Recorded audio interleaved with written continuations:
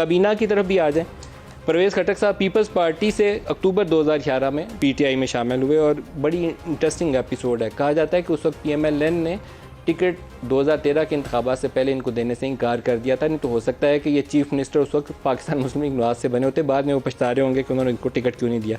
फवाद चौधरी, इनका अगर सियासी सफ़र देखें तो मुशर्रफ और पीपल्स पार्टी के द्वार से होते हुए ये पाकिस्तान तहरीक इंसाफ की तरफ आए। पीपल्स पार्टी से 8 जून 2016 को पीटीआई में शामिल हुए और परवेज़ मुशर्रफ वाला दौर भी जहन में रखिएगा। शाह महमूद कुरैशी पीपल्स पार्टी से 27 नवंबर 2011 को पीटीआई में शामिल हुए।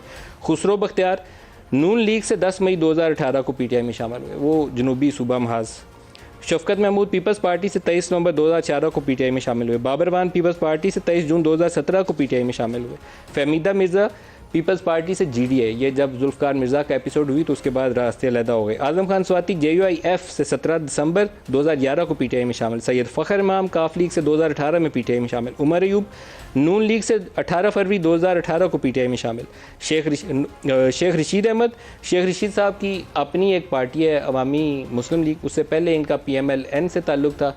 एक इलेक्शन ऐसा भी हुआ जिसमें पीपल्स पार्टी से कहा जाता है कि वो इनको सपोर्ट करते रहे और 30 अक्टूबर 2004 को पीटीआई के इत्तेहादी बन गए। नूरुल हक कादरी काफ लीग से पीपल्स पार्टी, फिर 8 नवंबर 2017 को पीटीआई में शामिल हुए और साहिबजादा महबूब सुल्तान काफ लीग से नून लीग, फिर 18 मई 2018 को पीटीआई में शामिल हुए।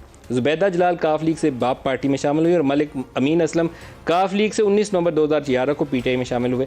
तो ये वो लॉयल्टीज़ हैं जिसकी बुनियाद के ऊपर प्राइम मिनिस्टर इन लोगों से तवक्को रखते हैं कि ये पीटीआई हैं, सारे के सारे पीटीआई हैं। तो उनका मैंने पूरा सियासी सफ़र आपके सामने रख दिया।